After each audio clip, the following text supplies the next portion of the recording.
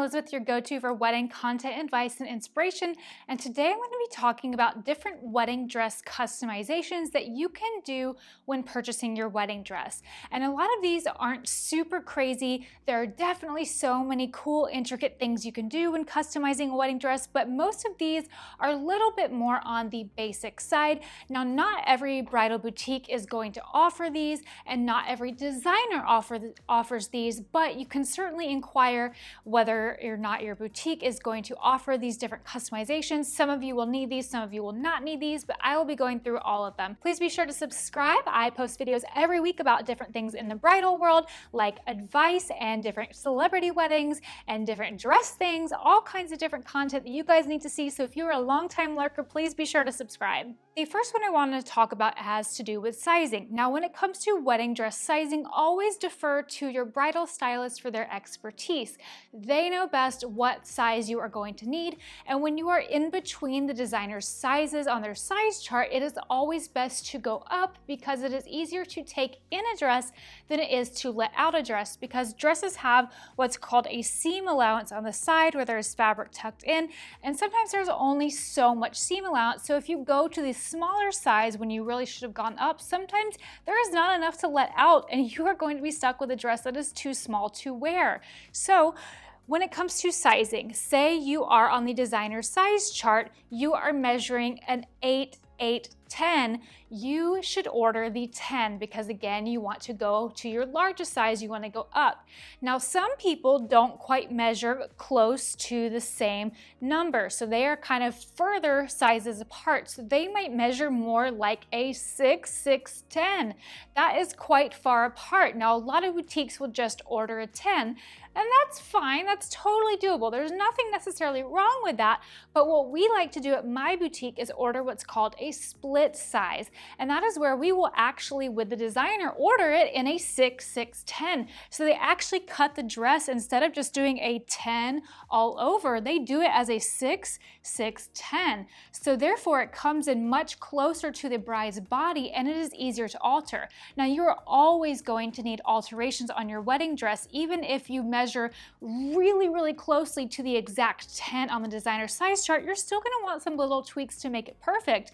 But if we had ordered a 10 for the bride who needs a 6, 6, 10, she would need a lot of alterations in the bust and a lot of alterations in the waist. And especially if you have an open back dress like this one here, that is going to sometimes really have to do a lot of work in the bust area, and it might really challenge the structural integrity of the dress. So that is why we at my boutique like to do the split size. Now, it does cost extra, but it can really save the integrity of the dress. Some stores might not find it necessary, but we really like to do it and we find it is really nice. Now, again, always defer to your stylist for their judgment, but if they're telling you that you are just way off of the proportional size chart, which that's totally fine, a lot of bodies are, and they're suggesting split sizing, I would definitely listen to their recommendation. Now, another thing that we do when it comes to sizing has to do with height. A lot of these dresses are made for brides who are around 5'10", and that is kind of the height, and maybe 5'10" with the ability to wear a little bit of heels. When we have brides that come in and they are quite tall, and I can already see that the dress is just the perfect height for them, I ask them immediately, I say, are you going to be wearing heels or flats? And if they tell me heels, I know I need to order the dress with extra length. And so the custom for that would either be extra length or something we call a hollow to hem or special hem. So we will take a special measurement of her. It usually comes from the hollow, which is the hollow of the collarbone, and we go all the way down to the floor and we kind of account for the heel height of the shoe she's going to be wearing. And then we order the dress, and the dress will come in longer than the standard dress comes in. And again, that is an extra cost, but it is going to make sure that the bride can actually wear heels on her wedding day. Now, what happens if a bride is very, very petite? And when I say petite, I pretty much mean, in terms of the bridal world, 5 5'2" and under. Now, if she's 5'2" and she's wearing 6-inch platform heels, I'm not super worried about it. But if she's 5'2" and under and she's wearing like 4-inch heels or lower, then what I typically like to do is think about doing what we call the hollow to hem for her, or special hem. Now, some bridal boutiques will do a hem lace unattached. That is something a little bit different. What we like to do in order to maintain as much of this beautiful lace as possible for our shorter brides is we will do that hollow to hem.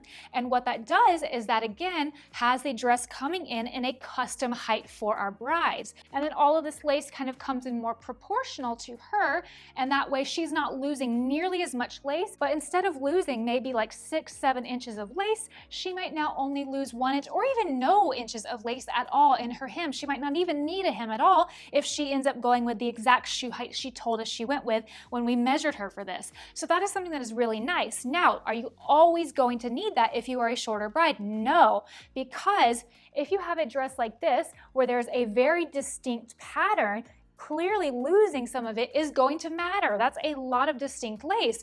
But if you have a dress like this, where the pattern of lace is all the same all over, losing 6 inches of this is insignificant. The only time that I really worry about doing a special length on a shorter bride when there is no pattern, no special pattern, nothing of importance on the actual dress itself being lost, is if it is a fitted dress and the flare of the dress hits her in an unflattering point. At that point, I will do a special link so that we have the flare of the dress hitting her at the appropriate point for her height. Okay, the next custom that we will often do is called a bust fit change or an open cup, and that is where we have a bride who might have a larger chest in proportion to her size, where even split sizing doesn't quite cover this for her.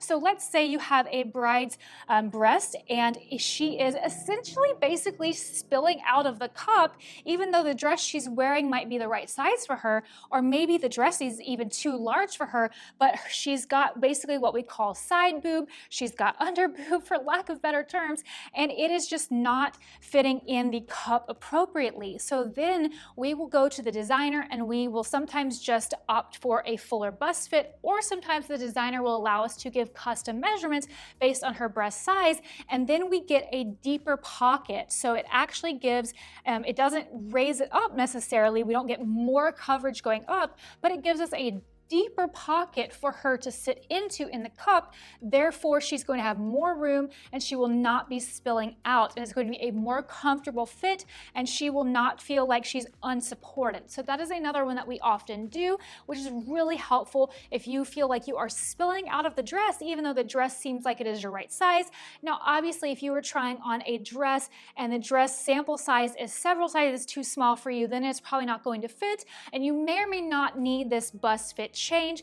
There are measurements that can be taken to determine if you need it or not. So there are some customizations for Modesty. Now, we don't get as many of those here in San Diego as I know that some of my other bridal boutique owners do get in more modest areas of the country, but that would be certain things like lining the bodices. So you can see this dress here has a completely sheer corset style bodice all the way around, and some brides will choose to line the bodice. Now, you have some options with this. A lot of times you can line just the front, so that would mean that you stop right at the side and then you leave the back unlined. So you would leave the back unlined so that you still get that beautiful see-through back, but the front is lined, or you can line the whole thing. So that's something that you can do. Another thing that you could do for Modesty is you could close the side cutouts on a gown. That's something that a lot of our brides do as well. So they would just simply fill it in with whatever it is looking like on the other sides of the dress. Sometimes that could just be more illusion over the lace, or it could be completely opaque lace as well. So those are some of the customizations I see for Modesty. Other ones that we do as well would be closing up plunges. So that could be raising it just a little bit or closing it entirely. Those are really, really common. Sometimes we also have brides add plunges if they want to make it a little bit less modest. Additionally, we also have brides who are wanting to raise the necklines of a dress or raise the back. So maybe the back is a little bit low for the bride's taste and she wants to raise it up a couple of inches, whether she wants more coverage because because she wants it to be more conservative, or she doesn't particularly like the features of her back and she wants to bring it in and bring it up. That is also a common custom that we do. And my last two would have to do with another one. This dress, you could add a slit to it, and on dresses that already have slits, you could close a slit.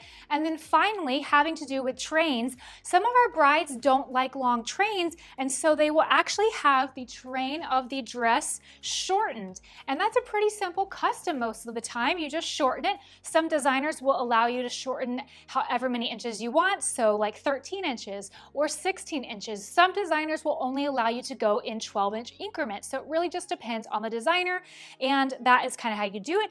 And then also, some of our brides want longer trains. So for example, this dress, if you wanted the train to be longer, you could lengthen the train. And again, some designers will allow you to go in random increments. Some only allow you to go in foot increments. So again, not all boutiques are going to offer all of these customs. Not all designers will offer these customs. So some of our designers are a little bit more crazy and they go all out with their customs, and some of our designers only have a couple of options. So it really just depends. You have to go in and ask your boutique once you start trying on dresses what your options are. Look at how the dress is fitting, look at how it looks, see what you want in your dream dress. And if you guys want me to do a video on more complex customs, by all means I will do it. Just let me know down in the comments. Tell me what kind of customs you did for your wedding dress, or what kind of customs you would want to do to your dress, and I will see you guys next time. Bye!